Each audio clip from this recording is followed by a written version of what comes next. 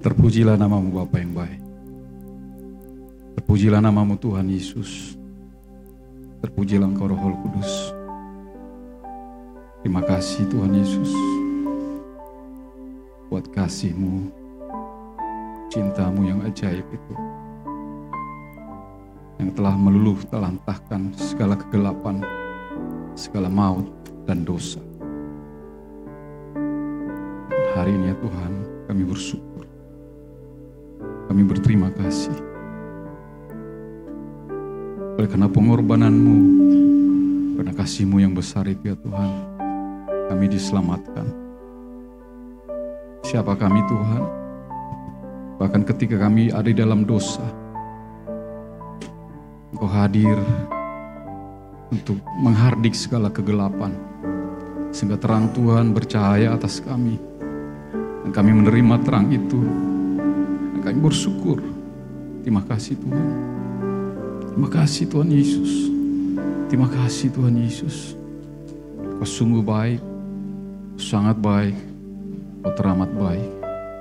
Kasih-Mu ajaib, kasih-Mu mulia, kasih-Mu agung, kasih-Mu terpercaya. Tidak terselami betapa dalamnya, tidak terukur betapa panjang dan lebarnya, tidak tertandingi betapa tingginya. Sungguh mulia, sungguh ajaib. Terima kasih Tuhan Yesus. Terima kasih Engkau telah mati bagi kami semua. Pada setiap pribadi lepas pribadi ya Tuhan. Engkau nyatakan kasih-Mu ya Tuhan. Engkau nyatakan diri-Mu ya Tuhan. Engkau nyatakan cinta-Mu ya Tuhan. Terima kasih Tuhan Yesus. Terima kasih Tuhan Yesus. Kami mau terus ya Tuhan menikmati setiap kasih Tuhan.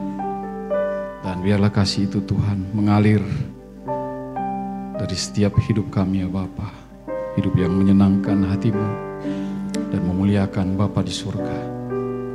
Sebab itulah rencana-Mu bagi setiap pribadi lepas pribadi, menyenangkan hati-Mu dan memuliakan Bapa di surga. Karuniakan terus kami roh hikmat, roh bijaksana untuk merenungi setiap berkat firman Tuhan, untuk menuntun kami, melihara kami. Karena firman itu terus meneguhkan setiap langkah hidup kami. Sehingga satu saat ya Tuhan Yesus, Kau datang yang kembali. Kami ada bersama dengan Engkau. Karena kasih-Mu ya Tuhan bagi kami. Terima kasih Bapa. Berkati setiap kami yang hadir di dalam ibadah Jumat Agung ini ya Tuhan. Engkau mengasihi setiap pribadi lepas pribadi. Dan Engkau Tuhan yang berdaulat atas hidup kami. Yang menuntun, memelihara kami semua ya Bapa. Terima kasih buat segala kebaikan-Mu. Terima kasih buat segala anugerah-Mu. Terpuji-pujilah Engkau Bapa yang baik. Sebentar kami akan menerima berkat firman Tuhan. Engkau memberkati firman-Mu.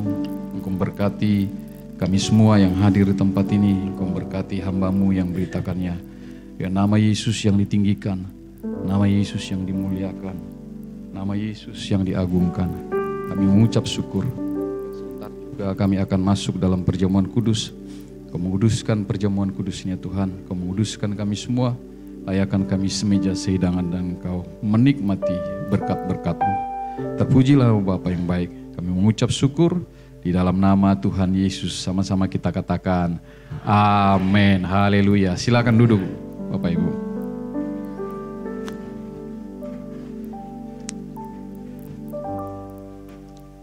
Shalom Bapak Ibu. Apa kabar? Luar biasa, puji Tuhan. Hari ini dahsyat, luar biasa. Karena kita memperingati hari kematian Tuhan Yesus.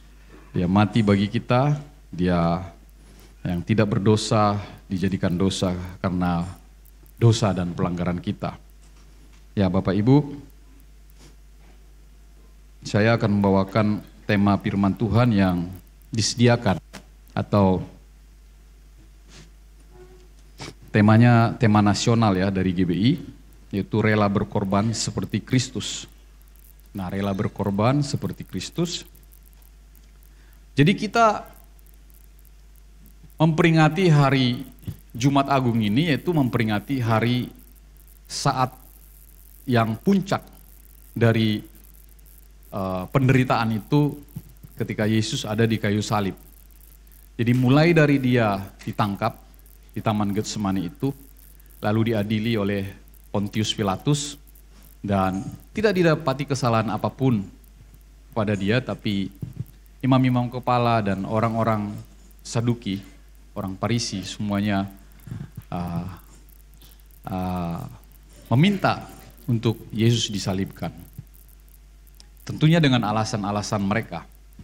Tetapi juga pada hari-hari terakhir di mana para pengikut-pengikut Yesus di dalam Minggu Palma itu, atau Palem itu, mereka berteriak, Hosana, Hosana, Hosana. Tapi ketika Yesus ditangkap dan dia ada di dalam penghukuman atau penghakiman daripada Pontius Pilatus, maka mereka berbalik arah, mengatakan salibkan dia, salibkan dia, salibkan dia. Sehingga dari sana kita melihat satu hati daripada manusia penuh dengan kedagingan. Roh memang penurut tapi daging lemah. Jadi kedagingan itu membuat kita bisa berubah arah ketika kita ada dalam kekhawatiran dan ketakutan. Orang yang takut dan orang yang khawatir, pasti dia nggak bisa berkorban. Camkan baik-baik. Orang yang takut dan orang yang khawatir tidak akan pernah bisa berkorban. Karena dia masih memikirkan tentang dirinya. Sehingga sekejap aja mereka yang berkata Hosana, Hosana, Hosana bagi dia di tempat yang maha tinggi. Lalu beberapa hari kemudian, salibkan dia. Karena ketakutan kepada pemimpin, ketakutan kepada tentara, maka mereka salibkan dia. Itu Bapak Ibu. Nah tapi itu sebuah kenyataan di dalam perenungan hati setiap manusia. Bahwa kita terus bertarung di dalam iman kita. Di dalam pengharapan kita, di dalam kasih kita. Yesus membuktikan itu di kayu salib. Dia buktikan kehendak Bapa di sana. Dan dia buktikan pengharapan daripada umat manusia. Supaya ada masa depan bagi kita semua. Dia selesaikan itu di kayu salib. Tapi juga dia buktikan dengan kasih-Nya. Yesus mati tidak karena tubuhnya, Bapak Ibu. Kalau kita berkorban karena daging kita, itu sesuatu yang tidak terlalu luar biasa. Tapi kalau kita berkorban karena kasih kita, maka itu adalah sesuatu yang tidak ternilai. Itu sebabnya kalau ada orang yang mengorbankan uangnya, tenaganya, besok-besok dia bisa mengata-ngatain orang yang dibantunya. Dia bisa bilang, itu kan sudah saya bantu, saya kasih duit. Itu kan saya yang bersihin rumahnya, atau saya kan yang bantu dia waktu dia lahiran, atau segala macam. Tapi kalau engkau berkorban dengan kasih, maka tidak ada batasan-batasan yang engkau minta kembali. Sehingga engkau tidak akan pernah mengatakan apapun. Karena kalau engkau sudah menolong dia, atau berkorban bagi dia. Jadi perlu perenungan bahwa korban daging terbatas, tapi korban kasih tidak terbatas. Itulah yang dilakukan Yesus di kayu salib. Seandainya Yesus hanya mati di kayu salib karena tubuhnya, itu tidak memberikan nilai apa-apa. Ada orang yang mungkin memberikan ginjalnya kepada orang lain, tapi tidak dengan kasih karena dia mau mendapatkan uang karena itu. Atau mungkin karena itu pacarnya, itu belum seberapa. Tapi kalau itu karena keseluruhan dari hidup itu, yaitu kasih itu, maka dia tidak pernah bicara apa-apa tentang apa yang sudah dikorbankannya. Itu sebabnya Yesus ketika dia mengalami Via Dolorosa itu, tidak sepatah kata pun dia ucapkan. Tapi di kayu salib dia katakan, Bapa, ampunilah mereka, karena mereka tidak tahu apa yang mereka perbuat. Di sanalah nilai kemanusiaan bertemu dengan nilai keilahian, Bapak Ibu Saudara Tuhan. Kalau Bapak Ibu menjadi manusia yang mempunyai nilai ilahi, maka di sanalah nilai itu. Nilai kemanusiaan kita dihancurkan, tapi nilai keilahian kita turun untuk mengangkat nilai kita itu sendiri. Amin Bapak Ibu. Kalau tetanggamu misalnya tidak makan, lalu engkau mau menolong dia, baru mau, tapi tidak bersegera untuk menolong dia, maka itu baru satu langkah di dalam penghayatanmu tentang kasih. Kalau dia udah mati, baru kamu ngomong sama orang lain. Saya mau nolong dia tadinya. Itu baru selangkah. Tapi ketika engkau bersegera menolong dia, tapi kembali dari sana, engkau berkata kepada orang lain, oh, kalau tidak saya datang menolong dia, maka dia sudah mati. Itu baru 2 langkah. Butuh 3 langkah untuk menyelesaikan keseluruhan kasih itu. Engkau menolong dia dan terus seperti orang Samaria yang menolong seseorang yang dirampok itu. Dia pergi tetapi dia terus memeriksa apakah orang itu masih sakit atau tidak sakit. Dan itulah yang dinamakan cinta.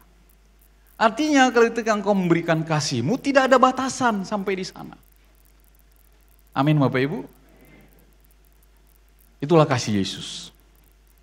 Saya percaya, saya pun, Bapak Ibu pun tidak ada yang seperti itu.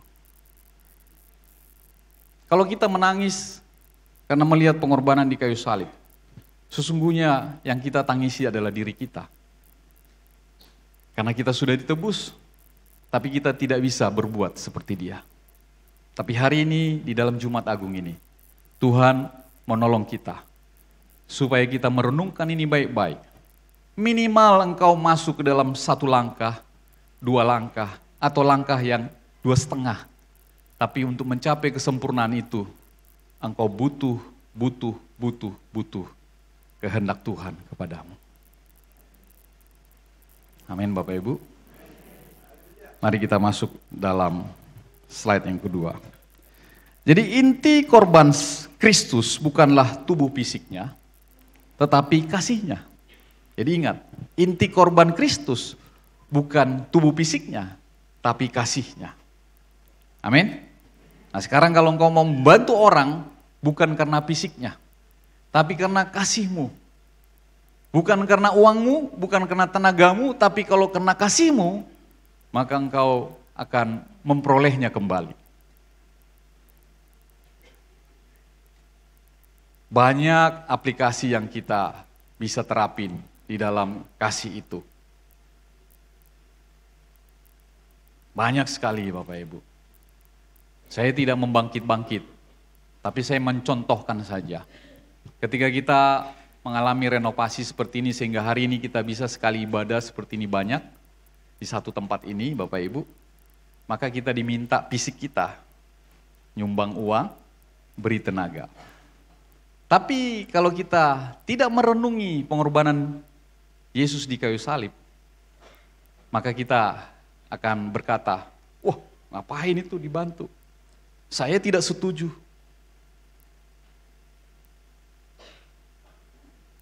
Sehingga ketika kita diminta untuk memberikan tanda kasih kita undur. Bapak Ibu, perenungan yang dangkal bagi orang-orang yang seperti ini terhadap kasih Tuhan. Kalau engkau benar-benar merenungkan kasih Tuhan itu, maka bukan fisik, tapi kasihmu, perhatianmu, pengertianmu, dan seluruh hikmat yang dari atas itu diberikan kepada jiwamu, di dalam pikiranmu, di dalam perasaanmu, di dalam kehendakmu, untuk merenungi kasih itu. Sehingga dengan demikian, Bapak Ibu, orang-orang yang dinamakan pengikut Kristus adalah orang-orang yang sama seperti dia. Amin. Nah, kita ini ada dalam pengudusan. Kita yang berdosa dibenarkan. Lalu kita yang berdosa itu dibawa kepada satu bagian pengudusan. Yaitu supaya kita berjalan dari pengudusan kepada pengudusan itu sampai yang sempurna datang, kita mengalami pemuliaan. Banyak latihan pengudusan itu.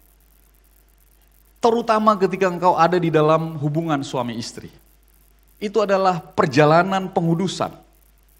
Jadi ketika engkau menyatakan sehidup semati, engkau mengambil janji di hadapan Tuhan, di hadapan hamba-hamba Tuhan, di hadapan seluruh jemaat Tuhan. Hanya maut yang memisahkan engkau. Itu sebenarnya engkau sedang berjalan di dalam pengudusanmu. Jadi pengudusan itu berbicara tentang janji atau covenant. Ketika kita mengambil keputusan untuk menerima Yesus sebagai Tuhan dan Juru Selamat, percaya di dalam hati kita, lalu kita dibaptis sebagai tanda keselamatan itu, maka dari saat itulah engkau berjalan dari pengudusan kepada pengudusan, kepada pengudusan, kepada pengudusan. Sampai terus kalau Tuhan Yesus datang, engkau didapati di dalam bagian yang dimuliakan itu. Itu sebabnya firman itu jangan pernah direaksikan. Karena kalau engkau reaksikan, maka engkau akan melihat orang. Engkau akan melihat orang. Tapi firman itu harus engkau responi. Supaya engkau terus renungkan di dalam hatimu, lalu pikirkan itu baik-baik, minta hikmat dari Tuhan, apa yang harus aku lakukan. Seandainya Yesus memikirkan itu dengan reaksi, Bapak Ibu, semua perjalanan itu tidak akan pernah berhasil sampai di kayu salib. Tapi dia terus mengerti, meminta kehendak Bapa. Dia terus meminta kehendak Bapa.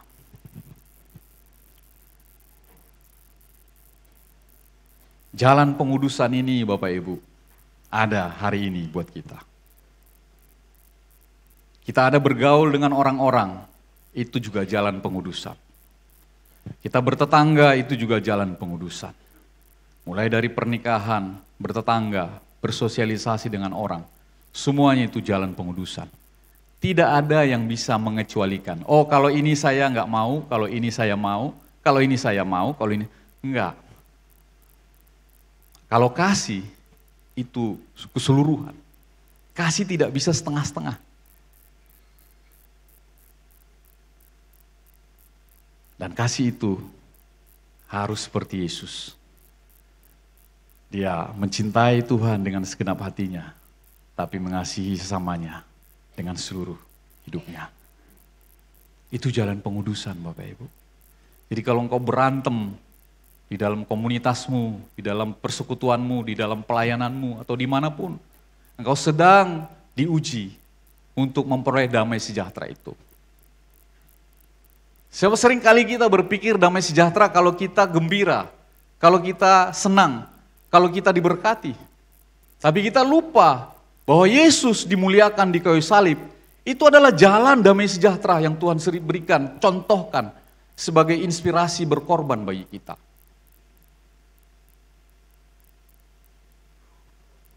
Ada orang yang membawa uang pulang dari kantor, dia merasa itu damai sejahtera.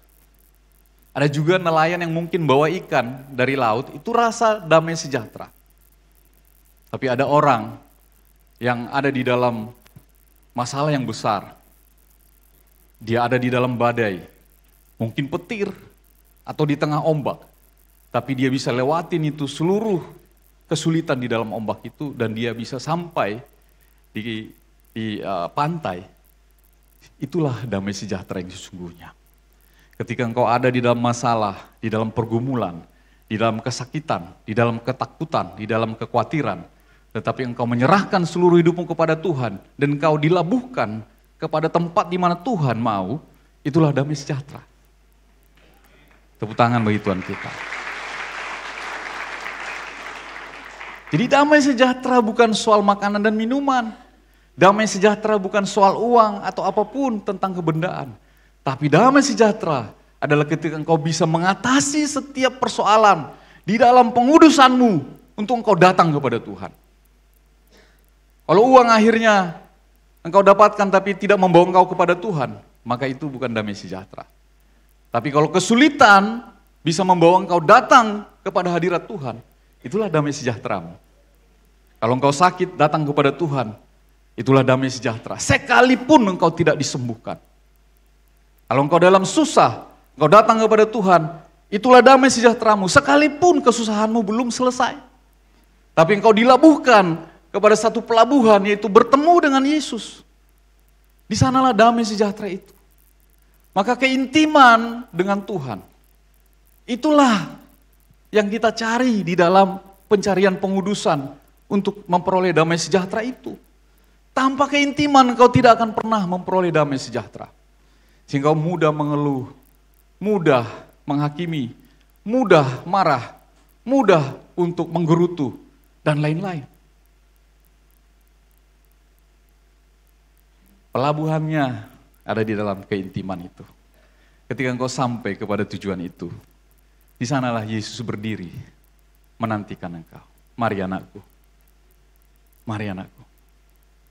Hari ini firman ini bagi kita semua, supaya engkau merenungkan kematian Tuhan Yesus tidak karena fisik tapi karena kasih-Nya. Tapi kematian Tuhan Yesus membawa engkau kepada Dia untuk engkau intim kepada Dia. Di mana engkau intim kepada Dia? Di Kalvari, di Golgota. Di dalam penderitaan itu. Tapi di situ juga turun kasih Tuhan.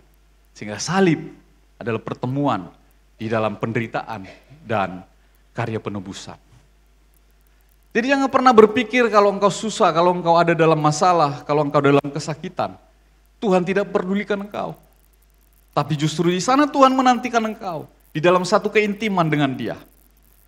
Amin. Supaya engkau mengerti bahwa Dia telah mati ketika engkau berdosa. Amin Bapak Ibu. Nah, kita lihat lagi.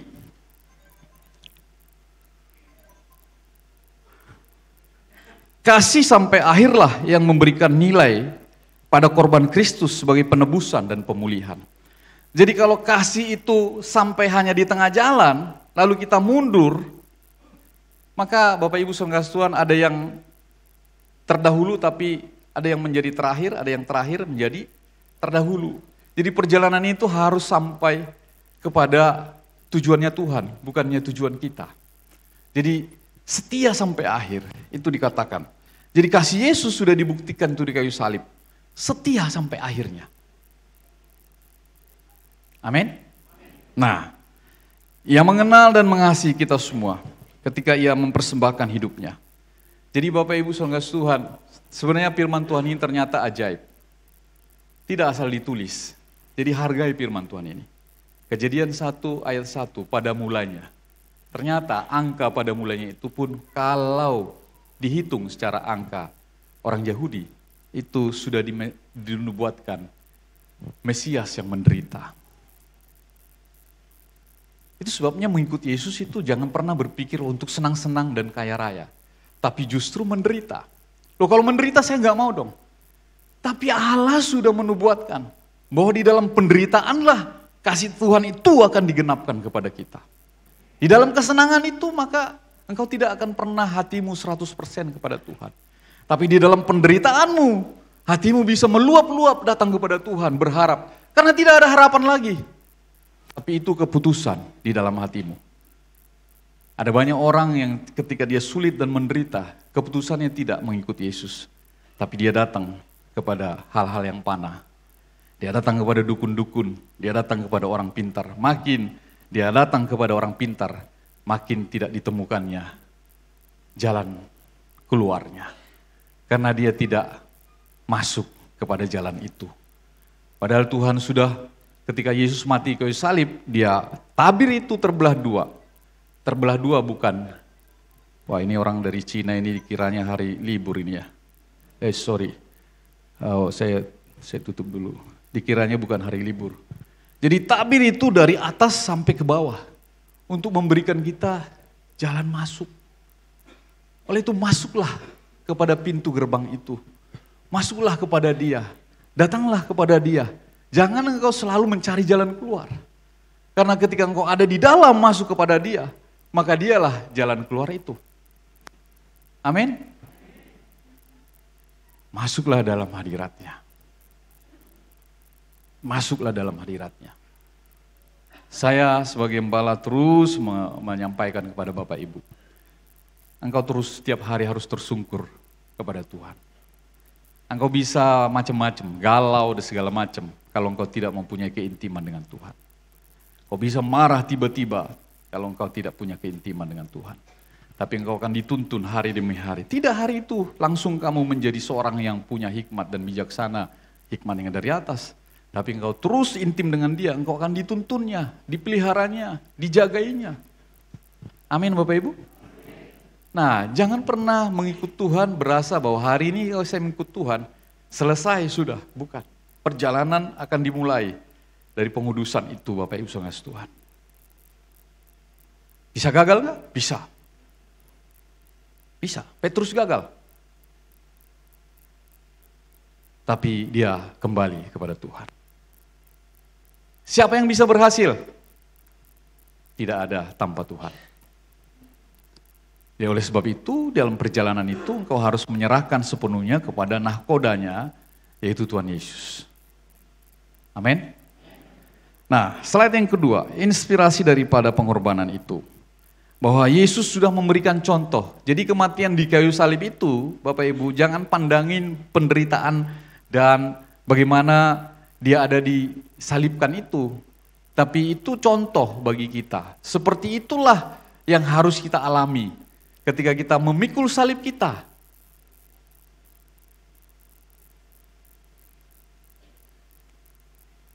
Gak usah banyak ngomong, pikul saja, jalanin saja, sampai di puncak Golgota itu. Dan kalau engkau dilukai orang lain, ampuni saja. Sesungguhnya kasih itu adalah, kalau engkau ketika dilukai orang lain, engkau mampu membalasnya, tapi engkau tidak lakukan, itulah kasih. Kalau engkau disakiti orang lain, engkau bisa balas, tapi engkau tidak melakukannya, itulah kasih. Pak Tommy punya utang misalnya sama saya. Punya utang 10 juta katakanlah. Tapi saya lihat dia motor baru. Ada yang punya utang enggak, tapi utangnya dipakai untuk kesenangan. Misalnya, Pak Tommy kan, saya kan bisa ambil motornya. Bisa toh? Bisa. Tapi saya tidak membalasnya. Ketika motor Pak Tommy ada, saya dengan ketemu Pak Tommy, bagus banget motornya Pak Tommy. Bensinnya pakai Pertamax atau Pertalite? Lalu saya bilang dia bilang pakai Pertamax dong Pak, karena ini motor baru. Enggak usah, pakai Pertalite aja, saya bilang gitu. Jangan dong Pak, motor baru. Lupa nggak dia utangnya? Lupa kan? Jadi nggak usah ingat-ingatin utangnya, sekalipun engkau bisa mengingatkan itu. Itu namanya kasih. Lalu Pak Tommy akan jalan, meninggalkan saya, dan dia dalam hatinya berpikir, untung saya nggak ditagih hutang saya. Satu waktu dia akan bercerita kepada orang lain, kamu kenal Pak Irwan nggak? Oh kenal. Oh baik banget loh Bapak itu. Saya utang aja nggak pernah ditagih. Jadi kasih itu Bapak Ibu Saudara, sesuatu yang bisa kita balas, tapi kita tidak lakukan.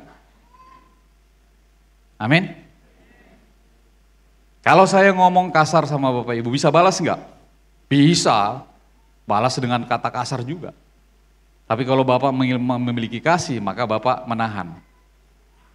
Maaf Pak Irwan, seperti Pak Kris misalnya. Pak Kris, kenapa gundul terus sih? Wah Pak Kris bisa marah kan?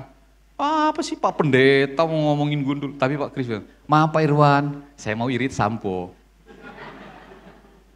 Kira-kira mulai kita paham sekarang, teladan daripada Kristus itu, inspirasi pengorbanan itu sudah mulai kita paham. Jadi jangan mudah engkau ditipu oleh iblis. Karena tipuan itu tidak pernah frontal, tapi tipuan itu pasti ada di dalam sekelilingmu. Itu sebabnya seperti dikatakan singa itu, dia akan berkeliling. Dia cari waktu yang tepat.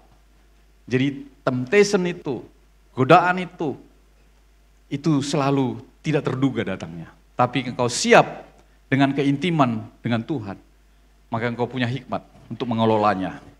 Sehingga engkau bisa katakan kepada godaan itu, aku tidak peduli engkau. Amin. Nah, penderitaan menunjukkan pikiran yang rendah hati. Ini tidak mudah Bapak Ibu. Karena itu kalau Yesus dia mempunyai sifat keilahian, sesungguhnya kalau dia tidak mengosongkan dirinya, bahkan dia rela mati sampai di kayu salib, maka gagallah seluruh rencana itu. Jadi kita juga kalau punya sesuatu di dalam perjalanan hidup kita, kalau kita tidak ada di dalam kepekaan kita untuk merendahkan diri kita, maka kita akan gagal Bapak Ibu.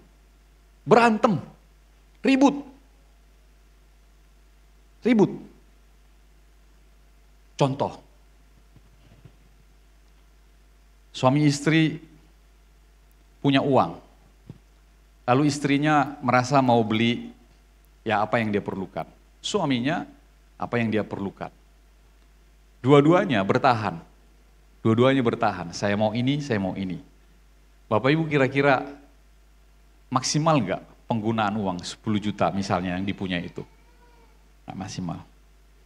Tapi kalau dua-duanya merendahkan diri, dia akan berencana bersama-sama. Ya udah, kita mau kemana ini? Kita mau apakan nih? Hal-hal yang sepele itu kan bisa kita aplikasikan dalam hidup kita. Amin. Jadi kerendahan hati itu adalah pengorbanan Bapak Ibu. Jadi kerendahan hati itu bukan kalau kita lembut ngomongnya, bukan. Itu ada di dalam nilai jiwa seseorang. Kalau orang yang rendah hati, dia orang yang mau berkorban. Amin. Itu sebabnya nggak banyak orang yang bisa melayani pekerjaan Tuhan. Karena dia terlalu sibuk dengan dirinya. Saya juga memahami itu. Kalau saya ketemu orang-orang, seringkali mereka bilang, Pak Irwan sibuk ya? Enggak. Saya enggak sibuk. Bapak kan ngurusin ini, ngurusin. Iya, tapi saya enggak sibuk. Karena saya mulai paham bahwa diri saya bukan untuk saya. Tapi diri saya adalah untuk Tuhan dan untuk banyak orang. Sekarang katakan, diri saya bukan untuk saya. Tapi untuk Tuhan dan untuk banyak orang. Tepuk tangan bagi Tuhan. Kalau engkau memahami itu, bahwa dirimu untuk Tuhan dan untuk orang banyak, maka engkau tidak pernah lelah di dalam setiap perjalanan hidupmu. Jujur saya juga agak lama, jarang-jarang sekarang saya bisa marah. Hampir sulit saya menemukan kemarahan di dalam diri saya. Tapi mohon maaf, saya tidak meninggikan diri saya, Yesus yang ditinggikan. Artinya karena pengalaman spiritual itu membuat saya semakin memahami, ya sudahlah, ada satu kerelaan. Kalau orang salah ya sudahlah. Tapi tetap saya harus sebagai seorang gembala atau seorang pengajar harus tetap kasih tahu, begini loh. Bukan berarti orang bermalas-malasan atau orang kerja nggak beres, saya sudahlah, enggak. Sudah dalam arti kata, tidak bisa diulangi lagi apa yang sudah terjadi. Tapi orangnya harus kita kasihi. Dikasihi, engkau dihajar dan ditegur, kata firman Tuhan. Tapi dikasihi juga artinya kita ditegur. Amin. Jadi jangan pernah engkau merasa ketika ditegur, engkau itu direndahkan, atau engkau mungkin ketika ditegur engkau merasa tidak berguna. Bukan. Teguran itu mendatangkan kebaikan bagimu. Amin. Teguran itu mendatangkan kebaikan bagimu. Satu kali saya mengadakan training di kantor kami dulu. Trainingnya hari Sabtu. Dan trainingnya itu berbayarnya kecil karena yang trainernya saya panggil teman saya. Saya panggil teman saya, kalau bayarnya pakai konsultan biasanya 10 juta minimal, saya bayar teman saya cuma 500.000 ongkosnya. Tapi hari Minggu lagi setelah ibadah saya ditelepon sama pemilik pabrik itu. Saya ditegur habis-habisan. Saya seperti dimaki-maki. Dia ngomong begini, kamu tahu nggak? Itu uang sudah keluar untuk melatih orang. Kalau orang sudah dilatih, kamu nggak bisa buktikan itu melakukan pekerjaan yang benar di dalam pabrik. Itu percuma kamu latih orang. Saya merasa kejam juga ini bos ya. Tapi ternyata Bapak Ibu saudara Tuhan, saya renung-renungkan benar juga ya. Udah di training kalau enggak diaplikasikan kan percuma juga. Sama, ketika engkau mendengar firman Tuhan ini tapi engkau tidak aplikasikan dalam hidupmu, percuma. Sehingga hari Senin saya kumpulkan mereka. Kita sudah di training. Harus kita bukan bikin rencana dan perjalanan daripada aplikasinya. Bikin ini, bikin ini, bikin ini, bikin ini, bikin ini, bikin ini, bikin ini, bikin ini, dan enggak habis-habis bikin-bikinnya Bapak Ibu. Itulah yang harus engkau kerjakan di dalam hidupmu. Ketika engkau mendengar firman itu, rencanakan hari ini juga. Amin. Rencanakan hari ini juga. Pengorbanan. Kalau engkau sudah melihat ada korban Yesus di kayu salib, menjadi inspirasi, menjadi teladan, rencanakan hari ini juga engkau berkorban. Paling gampang, besok pagi engkau tersungkur pada Tuhan. Enggak pakai bayar Bapak Ibu. Daripada engkau scroll sosial media. Saya merenung-renungkan, kenapa ya di akhir zaman teknologi komputer yang menjadi pemuncaknya. Artificial Intelligence, AI yang jadi pemuncaknya. Saya renung-renungkan, kenapa ya jenis yang ini menjadi akhir zaman? Karena ternyata jenis ini, Bapak Ibu saudara Tuhan, adalah jenis yang paling mudah untuk membuat orang-orang ada di dalam namanya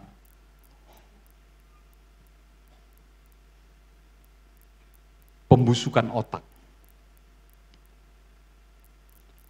Orang kalau sering nonton atau rutin menonton film porno, otaknya rusak. Sudah dibuktikan. Kalau orang sering menonton film porno, otaknya rusak, gairahnya untuk positif itu berkurang. Suka negatif thinking karena otaknya rusak. Orang yang sering bermain game, itu otaknya juga busuk. Sehingga dia daya juangnya hilang. Dia senang dengan kenyamanan. Orang yang sering terus tergantung dengan medsos, Bapak Ibu saudara Tuhan, itu otaknya mengalami pembusukan. Maka akibatnya nilainya dia menurun. Itulah yang dinamakan itu kasih kebanyakan orang menjadi dingin. Karena pada akhir zaman, orang-orang yang tergantung, yang aditif ini tidak mempunyai kasih Bapak Ibu. Tidak peduli dengan lingkungannya, tidak peduli dengan dirinya dan masa depannya. Kau harus bertobat dari situ. Saya renung-renungkan iya juga ya, kenapa jalur di akhir zaman ini yang menjadi lebih maju itu adalah digital. Kalau dicari jawabannya ternyata benar Bapak Ibu. Ternyata memang supaya manusia itu mengalami pembusukan otak. Otaknya busuk. Jadi pikiran Kristus itu tidak bisa dikenakan. Kalau pikiran Kristus sudah tidak bisa dikenakan, maka engkau tidak mempunyai kasih. Udah susah engkau mengerti karya salib itu kalau engkau nggak punya kasih. Dan untuk menarik itu kembali tidak mudah Bapak Ibu. Rehabilitasinya luar biasa. Maka hari ini dengar firman ini anak-anak muda. Engkau jangan tergantung dengan film porno. Engkau jangan tergantung dengan sosmed setiap hari, game, berjam-jam. Dari 8 jam kita beraktivitas, 8 jam kita tidur, 24 jam. Engkau gunakan tuh 20 jam untuk tergantung dengan sosmed, ini engkau akan dingin dengan kasih. Kau tidak akan pedulikan masa depanmu, kau tidak pedulikan orang lain, engkau hanya tinggal menunggu kematian. Saya ngomong ini karena saya renungkan Bapak Ibu, kenapa ya? Kenapa ya harus IT?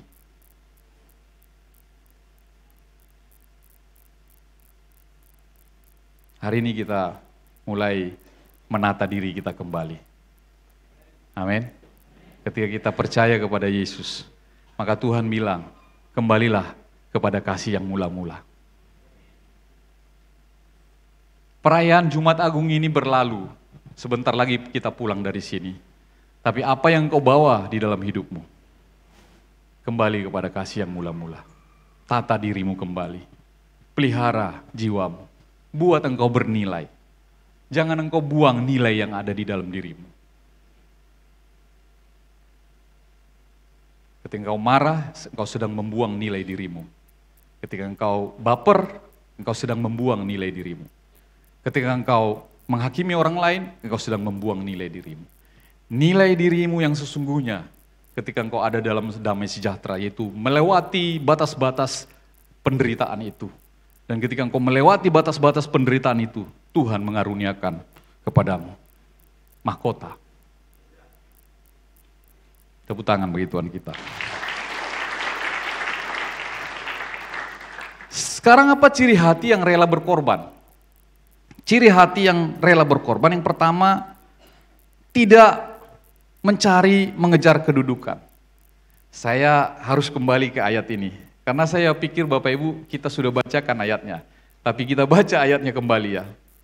Markus pasal yang 10 ayat yang ke-35 sampai dengan ayat yang ke-45. Saya minta buka dulu Markusnya supaya kita bisa lihat. Tadi saya udah loncat langsung, slide yang kedua ayatnya nggak dibacakan. Kita baca Bapak Ibu. Markus pasal yang 10 ayat 35 sampai dengan 45. Ganti-gantian ya, saya 35, Bapak Ibu 36, gantian. Kalau ada yang mau main-main gadget, tolong sebentar saja, simpan saja dulu gadgetmu, ini baca firman ini. Hanya sebentar saja, nanti kamu main lagi nggak apa-apa. Ayo kita baca dari 35 saya. Lalu Yakobus dan Yohanes, anak-anak Zebedeus, mendekati Yesus dan berkata kepadanya, Guru, kami ingin engkau melakukan apapun yang kami minta dari engkau. 36, silakan.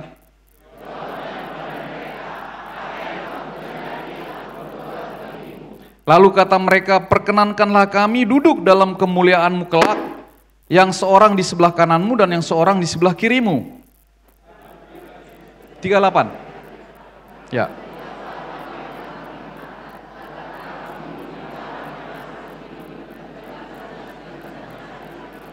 Nih, baru jalan di ayat yang kedua. Udah nggak seragam. Ada yang kita ulangi nih ayat 38. Tolong baca sama-sama. 1 2 3.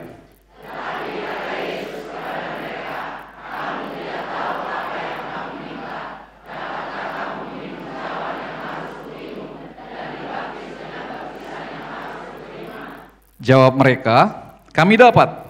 Yesus berkata kepada mereka, memang kamu akan meminum cawan yang harus kuminum dan akan dibaptis dengan baptisan yang harus kuterima. 40.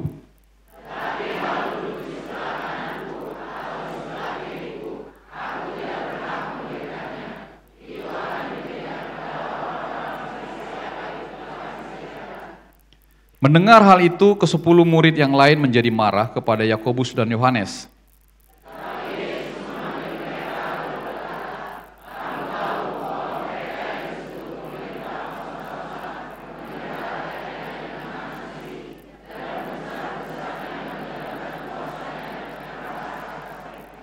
Tidaklah demikian di antara kamu, siapa saja yang ingin menjadi besar di antara kamu, hendaklah ia menjadi pelayanmu.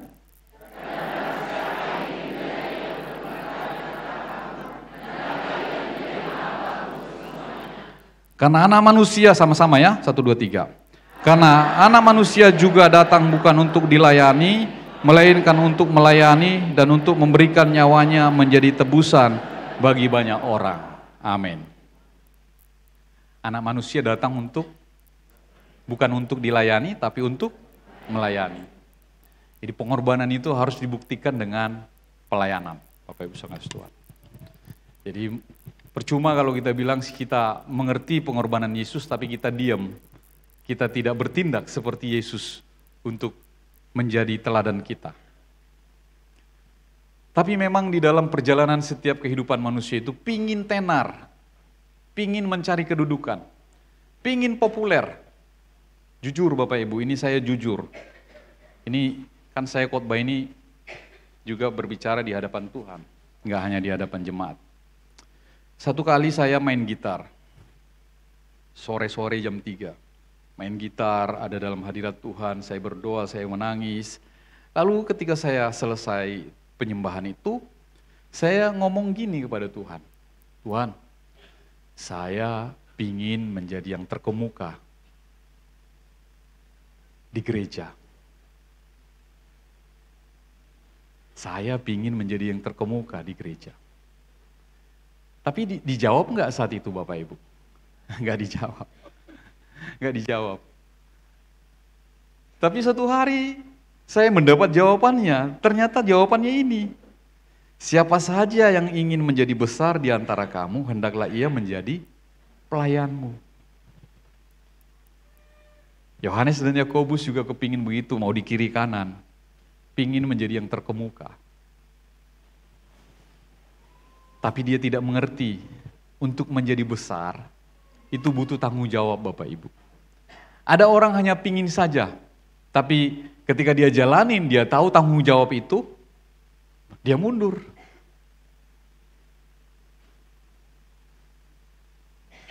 Waktu saya menjadi gembala, saya pikir, aduh, bisa nggak ya?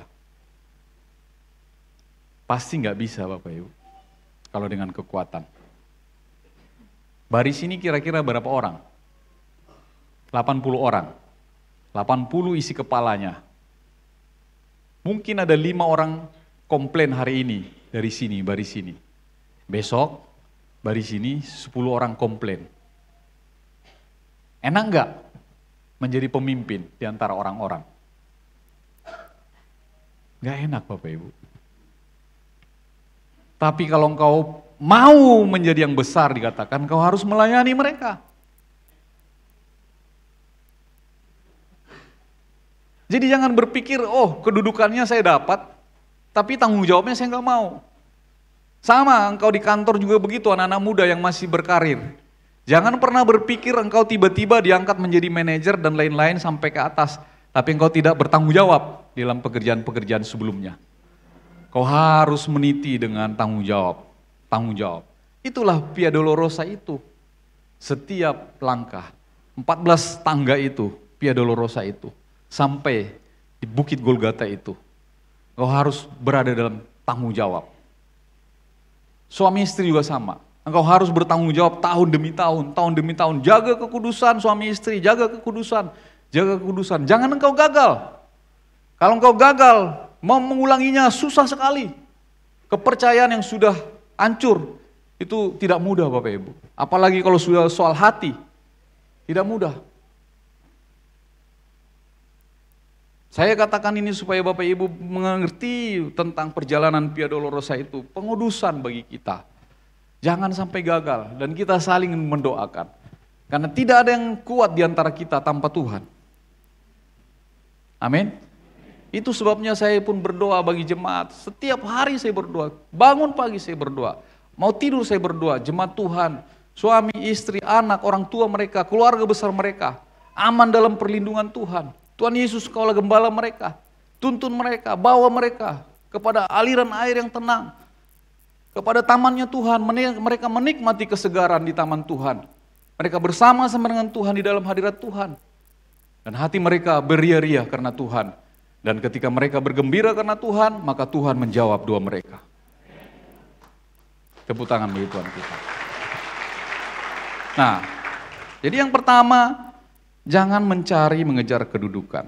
Yang kedua, siap dengan cawan penderitaan. Jadi tadi Tuhan Yesus kasih syarat, kalau duduk di kemuliaan itu harus siap dengan penderitaan di dalam Kristus. Harus rela berkorban. Harus siap mengalami penderitaan itu tanpa sikap ini maka sulit untuk berkorban bagi orang lain. Karena itu kita harus mengerti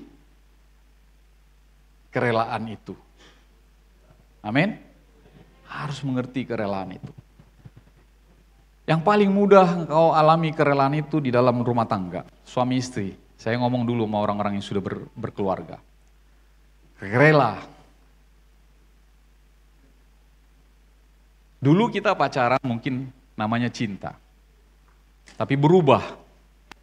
Setelah menikah, semua sudah di depan mata. Borok-boroknya, baik-baiknya semua udah di depan mata. Mau balik lagi? Kalau engkau balik lagi berarti kedagingan. Kalau engkau nggak balik, itu berarti engkau menerima cawan tadi itu, cawannya Tuhan itu, penderitaan itu untuk ada di dalam pengudusanmu. Bukan berarti engkau menderita dengan dia, bukan. Tapi justru kalau engkau menderita dengan pasanganmu, itu adalah cara terbaik untuk menikmati damai sejahtera. Wah, nggak mau menderita terus. Kalau engkau tidak mau menikmati, ya engkau mengalami kelelahan di dalam penderitaan itu. Sebenarnya penderitaan itu kalau dinikmati Bapak Ibu, itu nikmat kok. Saya pernah dalam satu perjalanan dengan sendirian, karena Bu Rita pada waktu itu nggak mau ikut, karena kami lagi baru cekcok. Saya ajak dia ke, padahal ada melayat saudaranya, bukan saudara saya, bukan dari pihak saya, dari pihak dia. Dia nggak mau, karena baru cekcok. Lalu saya pergi sendirian ke sana. Lalu orang-orang nanya, si Ito mana? Tadi gitulah. Dalam hati saya gini, di perjalanan Bapak Ibu, di perjalanan, saya kan pakai mobil Kijang pada waktu itu, masih mantap tuh. Kijang kapsul itu kan masih mantap. Tahun-tahun 2005, 2006. Saya bawa mobil Kijang. Di depan saya lagi lampu merah itu pickup. Di dalam pickup itu tukang gali. Bajunya berlumpur-lumpur. Ada mungkin 5 orang di belakang itu. Makan kerupuk jange. Kerupuk jange, tahu kan jange yang kotak-kotak gitu kan? Makan sambil ketawa ketiwi. Saya itu pakai AC mobil saya tapi lagi manyun. Sambil mikirin Bu Rita. Mereka ada dalam penderitaan. Hanya naik di atas pickup. Ada batu-batu, karung-karung yang mereka bawa, cangkul dan segala macam. Tapi mereka bisa sukacita. Kalau engkau ada dalam penderitaan, kau nikmati penderitaan itu adalah sukacita, damai sejahtera. Amin. Jadi jangan terlalu alergi dengan menderita. Jangan. Nikmati saja. Nikmati saja. Dulu saya tidak mengerti. Dulu kita punya anak special need. Frans, anak kami yang pertama. Kita dulu sempat agak sedikit stres. Aduh gimana ya ini ya? Gimana ya? Tapi Tuhan menuntun kita. Nikmati saja. Mau ke sana, mau kemana, mau ke sini, nikmati saja. Dan akhirnya tidak ada dalam hati saya sedikit pun rasa bagaimana ya, menyesal atau rasa apa, enggak ada. Saya menikmatinya. Mohon maaf saya bukan tentang diri saya, tapi saya mau sebagai gembala, ayo Bapak Ibu, jangan kalau engkau susah kamu pikir Tuhan itu jauh, jangan. Justru dalam susah Tuhan itu dekat. Amin. Tapi berlarilah kepada Dia. Datang kepada Dia. Jangan cari yang lain. Datang kepada Tuhan. Sebab Tuhan adalah jawaban dalam hidup kita. Tepuk tangan bagi Tuhan kita. Yang ketiga, memiliki hati hamba saat melayani orang lain. Tuhan Yesus mengajarkan, barang siapa ingin menjadi besar di antara kamu, hendaklah ia menjadi pelayanmu. Dan barang siapa ingin menjadi terkemuka di antara kamu, hendaklah ia menjadi hamba untuk semuanya. Jadi ada pelajaran yang sangat agung Itu Anak Manusia datang bukan untuk dilayani, melainkan untuk melayani. Bahkan memberikan nyawanya menjadi tebusan bagi banyak orang. Kita mah belum sampai menjadi nyawa kita berikan. Pak Tommy sakit hati sama saya, tadi gara-gara 10 juta itu udah berikan nyawa belum sama saya? Belum kan? Engkau disakiti istrimu atau suamimu, ingat salib itu. Belum seperti itu. Belum. Engkau tersinggung, belum seperti Tuhan Yesus. Belum. Belum, Bapak Ibu. Itu sebabnya kalau kita semakin tua, hendaknya semakin bijaksana. Karena apa? Sebentar lagi kita juga dipanggil Tuhan kok. Kalau kita nggak ada di jalan pengudusan yang semakin baik, bagaimana kemuliaan itu kita peroleh? Kan sia-sia jadinya hidup kita, menderita di bumi, tidak masuk surga lagi. Yang terbaik adalah menderita, sekalipun menderita. Tapi saya temukan, tidak ada orang yang tidak menderita di bumi. Kawan saya 2 tahun yang lalu meninggal, kawan baik saya. Dia punya pabrik di daerah Setu. Saya sering makan bareng sama dia. Sering makan bareng, waktu saya sakit itu, dia banyak beri pendapat buat saya. Tapi kemudian dia sakit. Kembali, pas saya sakit dia ngasih pendapat sama saya. Pas dia sakit, saya kembali kasih pendapat sama dia. Sakitnya cuma dimulai dari telapak kakinya itu ngilu. Kalau jalan begini, dia sakit jadi jalan begini, ngilu. Dia pergi ke Singapura, dikasih antidepresan, ini dan lain-lain. Nah, saya ketemu lagi dia, sudah enggak kakinya lagi yang ngilu, tapi badannya juga udah ngilu. Diperiksa dokter, dia autoimun. Dan ketika itu saya datang ke rumahnya di Kelapa Gading. Saya datang, dia panggil saya, Pak Irwan tolong doain saya. Saya lihat kakinya sudah nggak bisa napak di lantai, punggungnya juga sudah nggak bisa. Nah, saya bilang kepada dia, nikmati saja, pasti Tuhan ada maksud. Bapak Ibu, di dalam perjalanan kesakitan kita itu, kita nikmati saja. Jangan mengeluh, diam saja, tunggu Tuhan, dan kasih kepada Tuhan. Kalaupun mati akhirnya, Bapak Ibu, itu hanya urutan kita lebih cepat. Toh semua akan mati.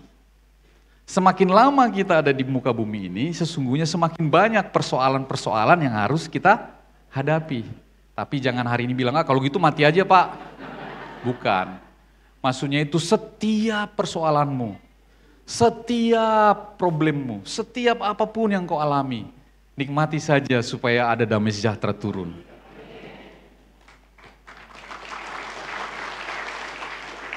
Jadi kalau ada damai sejahtera, besok hari Minggu kan datang lagi, bukan karena Jumat Agung datang.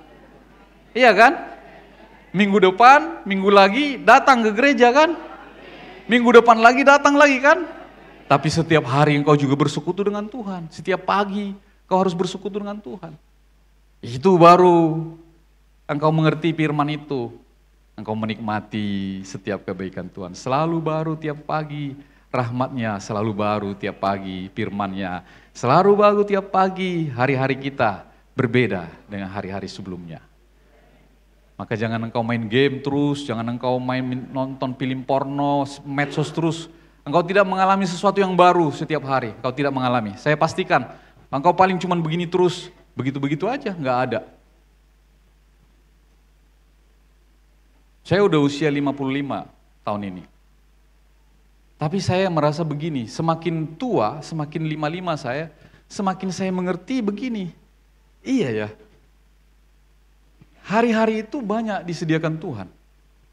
Kenapa kita nggak bertemu dengan banyak orang?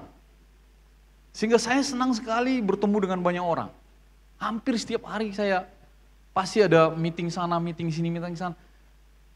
Hanya saya menikmati itu supaya saya bertemu orang, apa yang bisa saya dapat di dalam perenungan saya?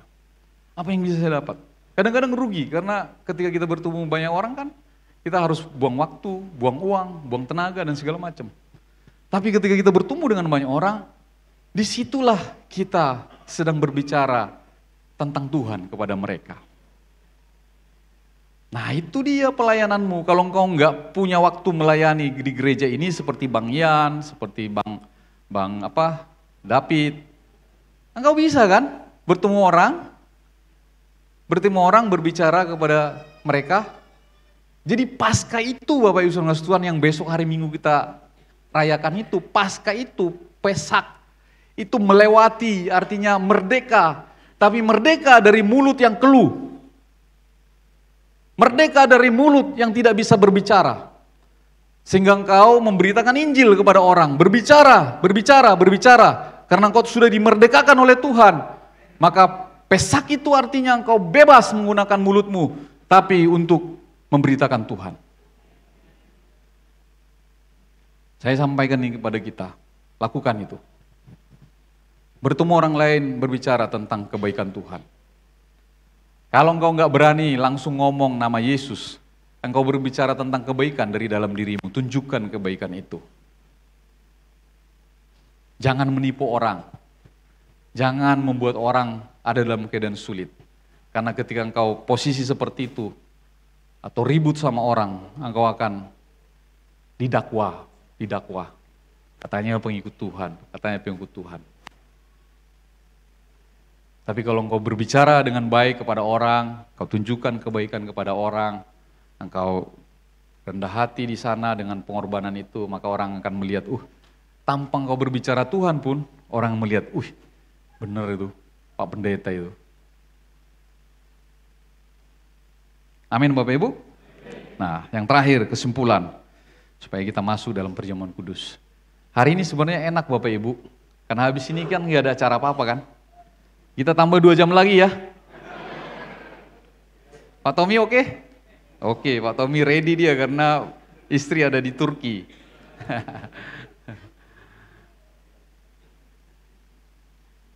Saya baru khotbah di satu tempat di gereja kemarin itu.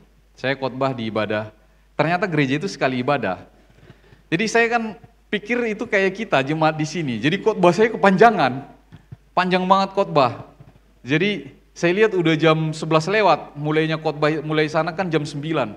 Udah jam 11 lewat 15. Waduh, saya bisik-bisik, "Pak, mohon maaf ya Pak, saya kepanjangan khotbahnya." "Oh, enggak apa-apa Pak Irwan. Saya juga kalau khotbah di sini bisa sampai jam 12. Minimal jam 12. Kira-kira kalau sampai jam 12 kita ini sepakat enggak?" Baiklah, saya sudah tahu maksud Bapak Ibu. Kita masuk kepada kesimpulan. Nih, Yesus dengan sempurna menjalankan 2 perintah yang terbesar itu, mengasihi Tuhan, ya, dengan sepenuh hati dan mengasihi manusia tanpa pamrih. Nah, di mana didapatnya itu? Setelah persekutuan tadi itu dengan Bapa, baru dia melangkah masuk dalam misi penyelamatan itu. Jadi yang pernah begini Bapak Ibu, engkau berpikir, saya kepingin dah melayani ke dia, tapi engkau mengadakan persekutuan yang intim dengan Tuhan. Engkau akan bisa putus di tengah jalan. Karena tiba-tiba engkau akan mengalami orang ngomongin kamu, sini, sana, menyerang kamu. Lalu kamu karena enggak intim dengan Tuhan, kamu akhirnya mundur. Berapa banyak orang yang melayani Tuhan, yang mundur dari tempat ini karena tersinggung, karena tersungging. Itu karena enggak intim sama Tuhan. Itu sebabnya terus terang saya ngomong sama para diaken, intim dengan Tuhan, supaya apa? Engkau tidak mudah tersinggung, engkau tidak mudah baperan, engkau tidak mudah untuk digoda oleh iblis. Amin. Yesus lakukan itu Bapak Ibu. Jadi dia bisa menjalankan itu sempurna, karena setelah dia menikmati persekutuan dengan Bapa Surgawi, baru dia berani melangkah ke dunia yang rusak ini dalam misi pelayanan penyelamatan itu. Kan tidak diceritakan umur perayaan Yesus dari umur 12 ketika dibaptis sampai dengan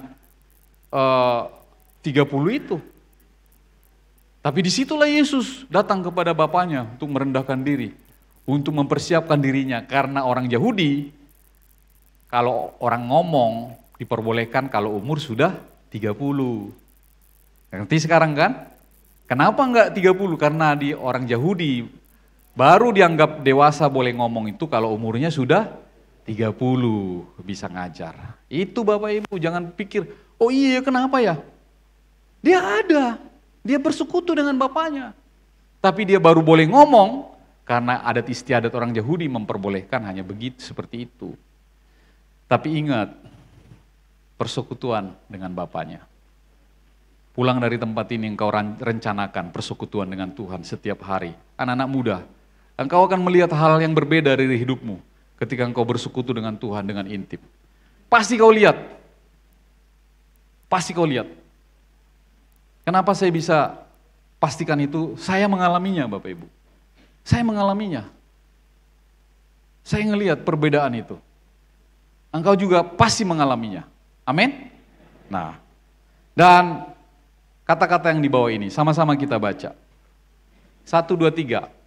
Meskipun ditolak orang-orang yang ingin dia selamatkan, dia mengampuni. Stop dulu. Kalau engkau ditolak orang lain, ampuni. Karena Yesus jadi teladan bagi kita.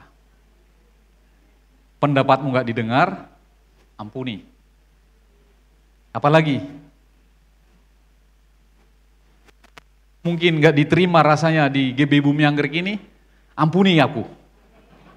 Ampuni Bang Yan, ampuni Pak Doni, ampuni siapapun. Amin? Kalau mungkin kau ketemu pergi ke pasar, ada diakones di pasar tidak menyapamu, mau pindah dari gereja ini. Sekarang apa ini? Ampuni. Dulu ada jemaat datang ke rumah saya. Pak, saya mau pindah, izin Pak. Oh, kenapa? Ya Pak, saya ada pelayanan di sana. Saya tanya 2 kali. Kenapa pindah? Ya Pak, saya pelayanan ada di sana. Saya mau izin aja sama Bapak. Saya baru bilang. Ketiga saya tanya, kamu jujur. Kamu keluar dari Bumi Anggrek, kenapa? Iya Pak, ada diakones, ketemu istri saya di pasar, 2 kali ketemu di pasar, nggak pernah nyapa itu diakones. Nih ibu-ibu diakones ingat-ingat, kalau di pasar ada jemaat, jangan sampai jemaat hilang gara-gara kita nggak kenal. Saya selalu bilang Bu Rita, hafalin muka orang, hafalin namanya. Kan istri saya paling susah ngapal orang. Hafalin, saya bilang gitu. Kadang dia ketemu di jalan, saya kan sapa. Siapa itu Pak? Ya ampun, itu jemaat kita. Kalau engkau meskipun ditolak oleh orang-orang yang ingin dia selamatkan, dia mengampuni. Kita lanjut yang ini, 1, 2, 3. Meskipun menghadapi ketidakadilan dan kekejaman, dia bertahan. Kalau engkau di kantor, gak adil atau kejam tuh bos, tahan sambil berdoa. Nantikan saatnya Tuhan. Nantikanlah Tuhan, kuatkanlah.